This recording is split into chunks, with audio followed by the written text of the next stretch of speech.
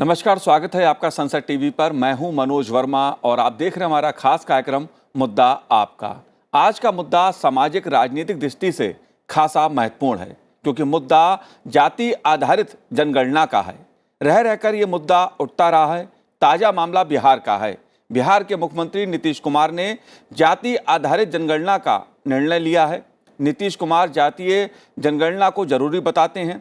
सर्वदलीय बैठक में सर्वसम्मति से सभी दलों ने बिहार में जाति आधारित जनगणना कराए जाने के प्रस्ताव को मंजूर किया है। इसका नाम जाति आधारित जनगणना होगा।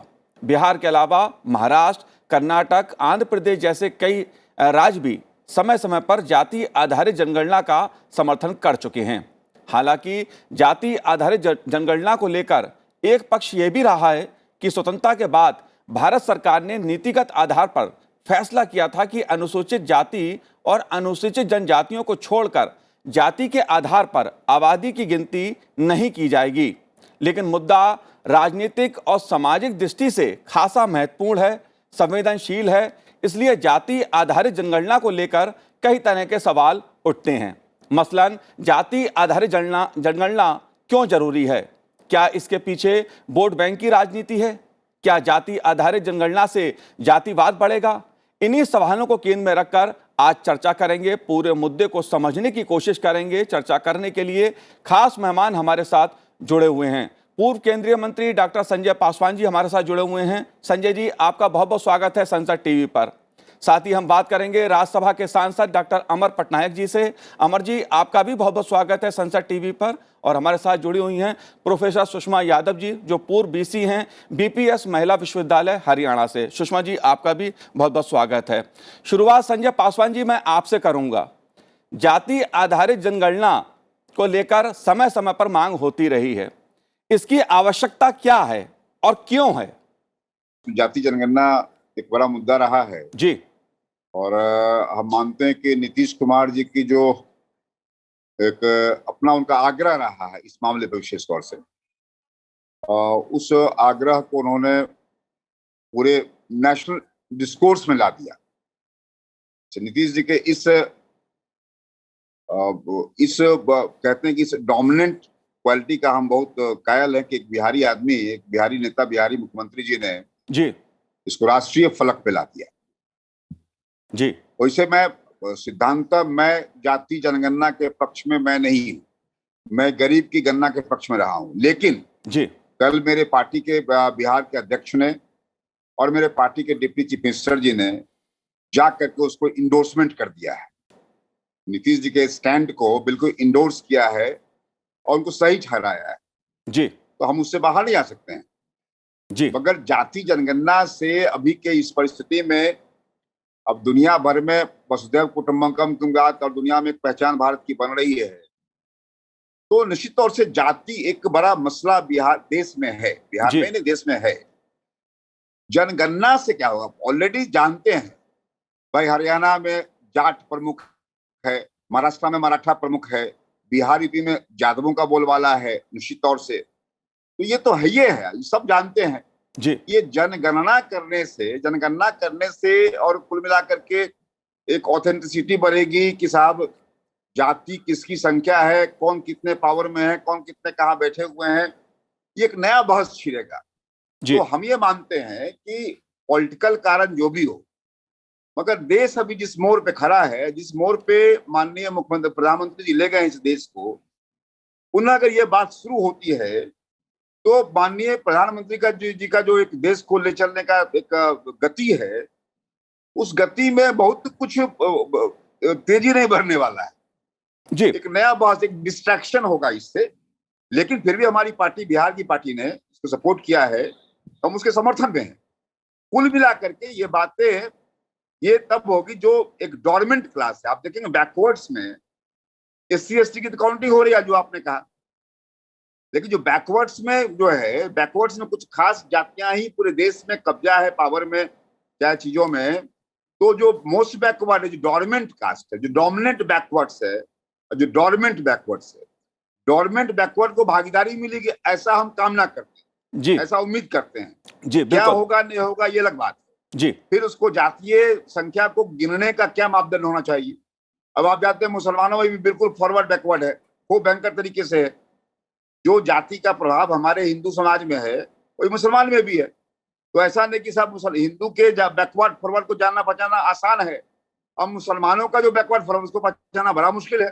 कई सारे मुसलमान बैकवर्ड में काउंट हो जाए, जी पिछड़ा में काउंट हो जाए, ये बात मैं कह रहा हूँ। इसलिए जी चिंता की बात यह है जी उसका मापदंड, उसका टूल क्या होगा, जी उसका मेथोडोलॉजी संजय क्या पासवान होगा। जी, संजय पासवान जी, उसकी इसके एक्सपर्ट मैं है। समझता हूं ये राजनीतिक सामाजिक दृष्टि से बहुत महत्वपूर्ण मुद्दा है और इसके हर पहलू को मैं आपसे समझने की कोशिश करूंगा। अमर पटनायक जी, जो जाति जनगणना का मुद्दा है संसद में भी कई बार उठ चुका है, सड़क पे भी ये मुद्दा उठता रहा है, बिहार से इसकी एक बार फिर से मांग उठी है। इस मुद्दे को आप कैसे देखते हैं? क्योंकि जाति की जनगणना हो इसके पक्ष में अगर तर्क हैं तो इसके विरोध में भी लोगों के अपना पक्ष है। आप कैसे देखते हैं इस मुद्दे को? देखिए, ये आप एक चीज कहना भूल गए कि पहली बार जी किसी स्टेट गवर्नमेंट, किसी राज्य सरकार ने केंद्र को प्रस्ताव दिया हो कि जाति भित्तिक गणना होना चाहिए, वो उड़ीसा के मुख्यमंत्री नवीन पटनायक जी 2020 में किए। और उसके बाद हमारे पार्टी की तरफ से एमपी जाके एक मेमोरेंडम भी माननीय होम मिनिस्टर अमित शाह जी को भी दिए थे पार्लियामेंट में। उसके ऊपर हमने मुद्दा रखा जब वो एससीपीसी का बिल आया था, अमेंडमेंट बिल, कि राज्य को फिर दे दिया जाएगा आइडेंटिफिकेशन। तो उसमें इसलिए हमारा राय उसका पक्ष में है क्योंकि 1931 के बाद कास्ट सेंसस हुआ ही नहीं है। ये कास्ट सेंसस का जरूरत क्यों है? दो चीज, एक तो है पॉलिटिकल, दूसरा है जो बेनिफिट सरकार का है। स्टेट गवर्नमेंट के भी काफी स्कीम होते हैं जो सेंट्रल स्कीम से अलग है, जो कि स्टेट स्पेसिफिक है। वो उनके लिए जो पहुंचाने का बात आता है, आप आजकल जानते हैं डीबीटी आता है, डायरेक्ट बेनिफिट ट्रांसफर, ये सब करने के लिए आपको तो एक एनुमरेशन चाहिए, कितने किसको देना है और कितना देना है, उसी हिसाब से बजट करना पड़ेगा जी। तो ये हुआ सोशल बेनिफिट। और हम लोग तो स्टेट्स में उसको socially and economically backward caste कहते हैं, सोशली एंड इकोनॉमिकली बैकवर्ड। और इससे ज्यादा महत्वपूर्ण मुद्दा है कि ये जो रिजर्वेशन के मामला है कि ओबीसी को रिजर्वेशन या एससीपीसी को रिजर्वेशन देना चाहिए। एक तो मैंने बोल दिया सरकारी बेनिफिट्स पहुंचाने का, दूसरा ये जो बहुत इंपॉर्टेंट मामला जिसके वजह से ये इंपॉर्टेंट सारा देश में होता है, रोड पे, सड़क पे या पार्लियामेंट में डिस्कशन होता है, उसमें सुप्रीम कोर्ट बार बार 1992 में इंदिरा गांधी केस में बोला कि आपको क्वांटिफाइड डेटा चाहिए, लिमिट 50%।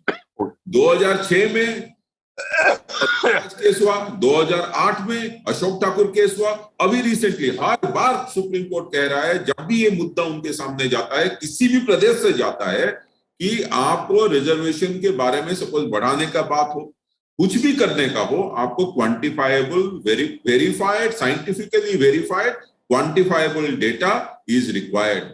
तो आप जब तक डेटा नहीं करेंगे तो ये मुद्दा कभी भी रिजर्वेशन के पक्ष में हो ना भी हो, उसमें तो मैं तर्क में नहीं जाऊं कि वो एडिक्वेसी नॉर्म है, प्रोपोर्शनलिटी, इसका मतलब सुप्रीम कोर्ट ने तय कर चुका है कि ये नहीं है कि प्रोपोर्शनल रिप्रेजेंटेशन होगा, adequacy is the norm of the doctrine.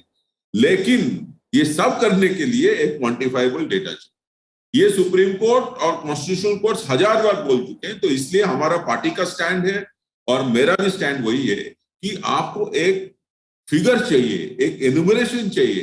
पहला चीज, आप रिजर्वेशन के बारे में डिस्कशन करेंगे पर नहीं भी करते हैं, लेकिन बेनिफिट तो पहुंचाएंगे, सरकारी बेनिफिट ना पहुंचना चाहिए। क्योंकि अभी भी है एसीबीसी में आपके पास 1000 बार स्टेट गवर्नमेंट लिखना पड़ता है सेंट्रल गवर्नमेंट को कि 2011 का जो लिस्ट आप रेफर करते हैं उससे बहुत बढ़ गया है, आप उसको इंक्लूड करिए, आप इसको एक्सक्लूड कीजिए। ये सब प्रॉब्लम खत्म हो जाएगा जब ये एक्चुअली एक बढ़िया कास्ट सेंसस बने। तो इसलिए हमने रिक्वेस्ट किया सेंट्रल गवर्नमेंट को कि जनरल सेंसस के साथ आप एक कॉलम ऐड कीजिए और इकट्ठा एक ही बारी में हो जाएगा, जिसको सेंट्रल गवर्नमेंट। जी बिल्कुल बिल्कुल अमर पटनायक जी, आपकी पार्टी का एक पक्ष रहा है, मैं जानता हूं इस बात को। ऐसे देश में तमाम और भी राजनीतिक दल हैं। शुरू किया है जी जी। उत्तर प्रदेश में बात करूं, समाजवादी पार्टी का भी अपना एक रुख रहा है, ऐसे तमाम दल हैं। इसलिए मैंने कहा अलग अलग राज्यों में यह मांग उठती रही है। सुषमा जी, अगर मैं भारत रत्न बाबा साहब अम्बेडकर की बात करूं तो उनका एक मुझे कोट याद आता है। उन्होंने जाति को मिटाने की बात की थी। जो जाति आधारित जनगणना की बात हो रही है, उनका कहना था कि यदि भारत को राष्ट्रों के समूह में गौरव का स्थान प्राप्त करना है तो पहले जाति को मिटाना होगा। लेकिन यहाँ पे जाति आधारित जनगणना पे जोर दिया जा रहा है। इसके दो पक्ष हैं मनोज जी, मैं दोनों पक्ष रखना चाहूँगी। यदि इसका राजनीतिक पक्ष देखा जाए तो क्योंकि अब हमारी सरकार और माननीय प्रधानमंत्री जी का मुख्य जो उसके विषय में अभिरुख है वो यही है, सबका साथ, सबका विकास, सबका विश्वास और सबका प्रयास भी, यानी सबको वो साथ लेकर चलना चाहते हैं। लेकिन सब साथ तभी चल सकते हैं जब सब साथ चलने के योग्य हों जी। और भारत में इतनी समानता अभी नहीं आई है कि सब साथ चल सकें। तो एक प्रोफेसर के रूप में जब मैंने इस विषय को समझा और पढ़ा, मैं बिल्कुल चाहती हूँ, हमारे माननीय प्रधानमंत्री जी भी सामाजिक समरसता चाहते हैं और बाबा साहेब अम्बेडकर भी ऐसा समाज चाहते थे जहाँ जाति नहीं हो, जाति का नाश हो जाए, एनिहिलेशन ऑफ कास्ट की बात करते थे। लेकिन उसके लिए जो मानसिक अभिवृत्तियाँ आवश्यक हैं वो समानता के साथ जुड़ी हैं। और जब भी हम किसी पॉजिटिव एक्शन या एफर्मेटिव एक्शन जिसकी हम बात करते हैं, जो एक रिजर्वेशन भी है और अन्य क्षेत्रों में भी कुछ विशिष्ट नीतियां बनाई जाती हैं इन वर्गों के लिए, वो बनाने की बात करते हैं, तो कोई भी पॉलिसी यदि हमें अच्छी बनानी है, नीति बनानी है या कोई निर्णय लेना है समाज के विषय में, वो डेटा पर आधारित होना चाहिए। पॉलिसी, आजकल ये कहा जाता है policy is based on Meta data.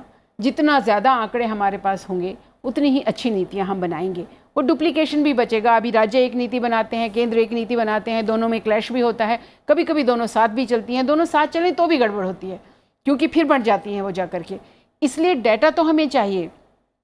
और मैं समझती हूँ एक बार यदि हम उस ब्रिटिश काल की जनगणना के आंकड़ों से बाहर निकल आएँ और ये ना हो कि हर बार आवश्यकता पड़े, लेकिन एक बार यदि हम ये गणना करवा लें तो मुझे लगता है कि जैसे एक परिवार में होता है ना, माता तो जानती है कौन बच्चा कमज़ोर है, कौन बच्चा अधिक ताकतवर है, लेकिन एक पूरे राष्ट्र के लिए माननीय प्रधानमंत्री हर राष्ट्र के प्रत्येक नागरिक के लिए बहुत सहृदय हैं, संवेदना भी रखते हैं, परंतु जानना सुषमा जी, आपने बात कही कि डेटा होना चाहिए, डेटा होना चाहिए। डॉक्टर अमर पटनायक जी ने भी इस बात पे जोर दिया कि हमें पता लगना चाहिए किस जाति का कितना अनुपात है जी।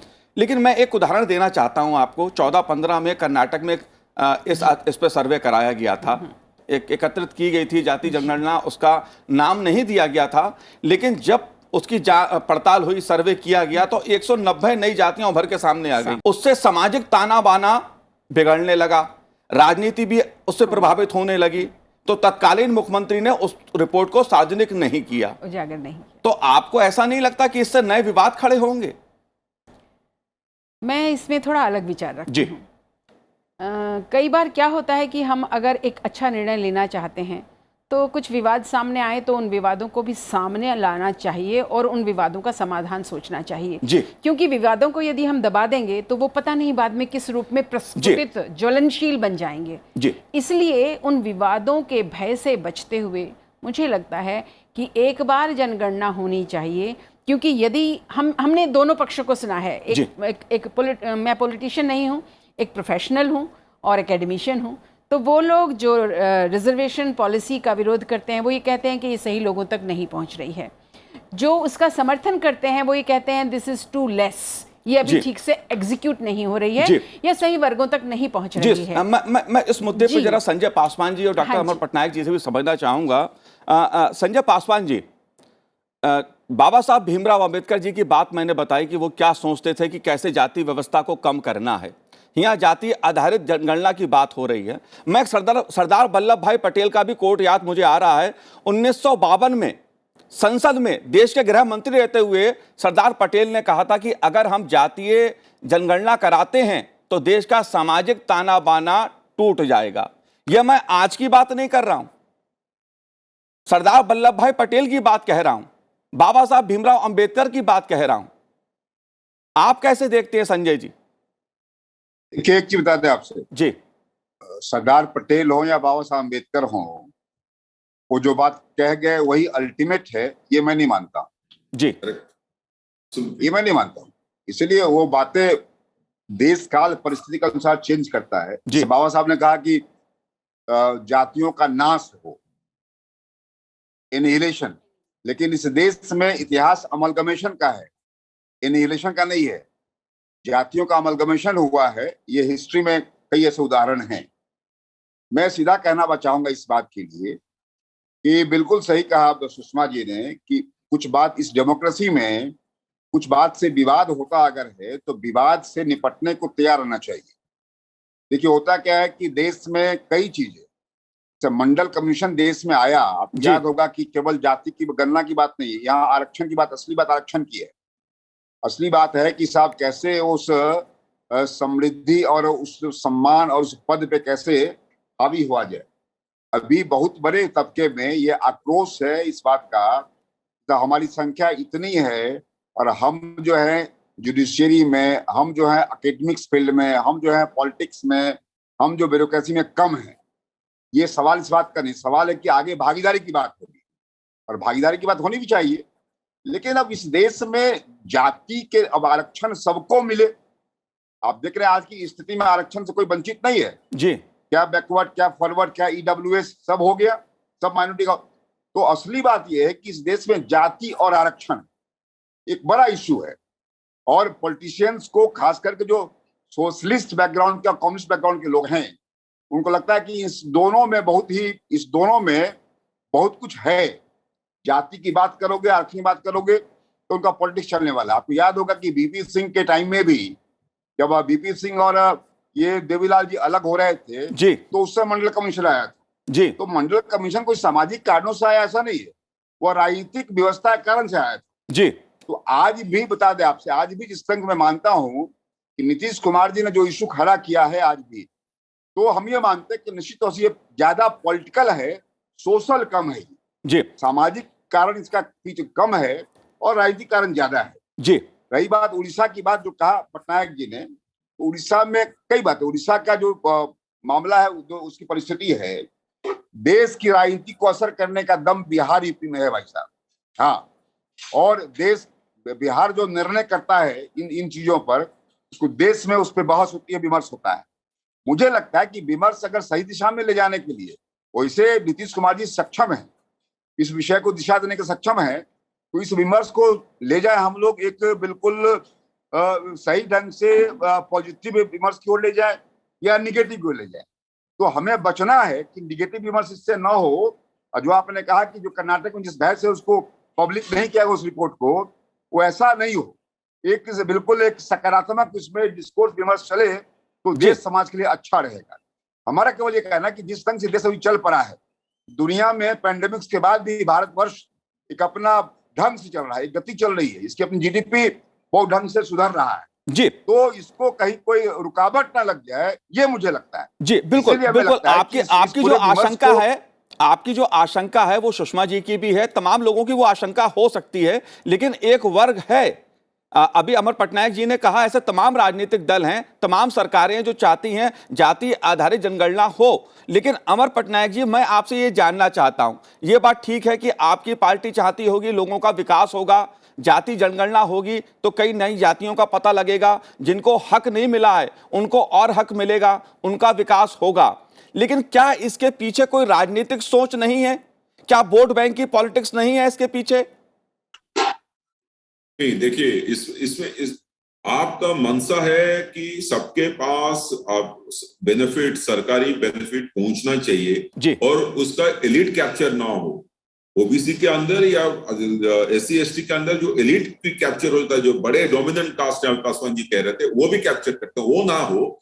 इसलिए मुझे लगता है कि एविडेंस बेस्ड पॉलिसी में, मैडम ने बोला, एविडेंस बेस्ड पॉलिसी मेकिंग के लिए ये फिगर, ये गणना जरूरी है। रिजर्वेशन जो है वो अलग बात है। और हमारा जो पक्ष रखा गया है, जब सेंटर को रेकमेंड करने का, इसलिए रखा गया था कि उनको इकोनॉमिक बेनिफिट, क्योंकि हम इसको मानते हैं कि सोशल एंड इकोनॉमिकली बैकवर्ड, जो पासवान जी भी कह रहे थे, it is social backwardness as well as economic, आर्थिक। तो इसलिए मेरे ख्याल में इसमें पॉलिटिक्स ज्यादा नहीं करके इसको एक ये डेटा जनरेट होगा, तभी जाके लोगों के पास बेनिफिट पहुंच पाएगा। हम जब करते हैं कि ये ट्राइबल के पास पहुंचना है, targeted intervention, targeted affirmative action, आप टारगेटेड अफर्मेटिव एक्शन उससे भी जो ज्यादा कम आर्थिक स्थिति में है उनके पास कैसे पहुंचाएंगे? जब आपके पास फिगर ही नहीं होगा, आप बजट ही नहीं बना पाएंगे कि कितना पैसा चाहिए। और आप जो कह रहे हैं अंबेडकर साहब के बारे में, अंबेडकर साहब जो कह रहे हैं कि कास्ट का नाश होना चाहिए, जाति का नाश होना चाहिए, तभी होगा जब आप असमानता, इनिक्विटी को रिमूव करेंगे। और वो इनिक्विटी रिमूव होगा जब जो निच स्तर पे है सोशली या इकोनॉमिकली, उनके पास बेनिफिट पहुंचे। तो हमारा इसमें ये नहीं है कि जाति जनगणना नहीं करने से या ऑटोमेटिकली नाश हो जाएगा। ये होगा जब उनके पास बेनिफिट पहुंचेगा, राइट आदमी के पास राइट बेनिफिट पहुंचेगा। और इसलिए हम कहते हैं कि हमारे पास इसमें पॉलिटिक्स नहीं करना चाहिए, इसको एक्चुअली पॉलिसी मेकिंग का एक प्रोसेस मानना चाहिए। जी बिल्कुल बिल्कुल, आपने बिल्कुल सही बात की अमर पटनायक जी कि इस पर राजनीति नहीं होनी चाहिए। मैं भी इसी बात को समझने की कोशिश कर रहा हूं कि क्या इसके पीछे राजनीति तो नहीं है। आप बिल्कुल ठीक कह रहे हैं, लेकिन सुषमा जी एक नारा लगता है, जिसकी जितनी संख्या भारी उसकी उतनी हिस्सेदारी। मैं सवाल ये इसलिए उठा रहा हूं क्योंकि ईमानदारी से हमारी एक सोच होती है, जो कमजोर लोग हैं, जो आर्थिक रूप से सामाजिक रूप से पिछड़े हैं, उन्हें अधिकार मिले, वो शैक्षिक रूप से आर्थिक रूप से मजबूत हों, इसका कोई विरोधी नहीं है। लेकिन राजनीति हो, इसको लेकर सवाल जरूर उठता है। आप लोक नीति शासन से भी जुड़ी रही हैं, उसकी प्रोफेसर भी आप रही हैं, आप कैसे देखती हैं इस पूरे मुद्दे को? देखिए, वैसे राजनीति की सबसे डोमिनेंट डेफिनेशन यही है, who gets what when and how. यानी राजनीतिक व्यवस्था ये निर्धारित करती है कि किसको कब क्या और कैसे मिलना चाहिए। उसका उद्देश्य परंतु ये होता है कि एक कल्याणकारी राज्य की स्थापना हो, कि राज्य सभी वर्गों को जो उनके लिए उचित और उपयुक्त है वो दे सके, और उसके लिए उनके पास एविडेंस होना चाहिए। लेकिन उसको राजनीति, भारत में राजनीति शब्द अनेक अर्थों में प्रयुक्त होता है। वह मात्र राजनीति उस रूप में नहीं होता कि नीति की राजनीति है या नीति का राज्य है, नीति बेस्ड राज्य है। वह राजनीति का अर्थ समझा जाता है जहां नीति समाप्त हो जाती है और केवल लोगों को किस प्रकार से मैन्योवर किया जाए या उनके समर्थन को किस प्रकार से प्राप्त किया जाए, उस रूप में राजनीति का प्रयोग होता है। मुझे लगता है उस प्रकार की राजनीति राजनीतिज्ञों के लिए तो आवश्यक है, परंतु राज्य के लिए आवश्यक नहीं है, और लोकतंत्र के लिए तो कतई आवश्यक नहीं है। लोकतंत्र को मजबूत और सुदृढ़ करने के लिए जिस प्रकार की नीतियों की आवश्यकता है और उन नीतियों के लिए जिस प्रकार का डेटा आवश्यक है, वह हमें अवश्य लेना चाहिए। लेकिन फिर से ऐसा ना हो ये डेटा आए, जैसे मंडल कमीशन वर्षों तक एक अलमारी में बंद रहा जी। कर्नाटक का जो सेंसस बेस्ड रिपोर्ट है वो अब तक बंद है, और उसी प्रकार से कुछ डेटा आ जाए। मैं तो ये चाहती हूँ कि इस समय एक मजबूत सरकार है और भारत की छवि पूरे विश्व में बहुत सुंदर बन रही है। यदि एक बार हम इस मुद्दे को भी सही तरह से, मैं आपको बधाई देना चाहती हूँ कि संसद टीवी ने ये मुद्दा उठाया और आपने ये मुद्दा उठाया, क्योंकि ये मुद्दा जन मुद्दा है और इस मुद्दे पर सच में बहस नहीं, विमर्श की आवश्यकता है, सोच विचार की आवश्यकता है, सही तरीके खोजने की आवश्यकता है। इसीलिए मैं हर उस पहलू को उठाना चाहता हूं, उसे समझना चाहता हूं, ताकि लोग समझ सकें कि जाति आधारित जनगणना क्यों जरूरी है, इसके पीछे राजनीति है या वास्तव में ईमानदारी के साथ कोई एक लक्ष्य है कि लोगों का भला हो। अमर पटनायक जी, एक आखिरी सवाल मैं आपसे चाहता हूं जानना कि जाति आधारित जनगणना के बाद एक आशंका प्रकट की जा रही है कि अगर इस पे जाति आधारित जनगणना की गई तो उससे समाज में जातिवाद और बढ़ेगा, जाति का स्वाभिमान, इस पे अपने मत, विरोधी मत, पक्ष मत में हो सकते हैं, लेकिन आपको ऐसा नहीं लगता कि इससे जातिवाद और बढ़ेगा? अब देखिए, हम जो रिजर्वेशन है एससी और एसटी, उनका हम सेंसस में उनका काउंटिंग, एनुमरेशन सेपरेटली करते आ रहे हैं। जब से भारत स्वाधीन हुआ है, जब से पहला सेंसस हुआ है, तब से करते आ रहे हैं। उससे क्या हमारा उनके तरफ हमारा रुख खराब हुआ है?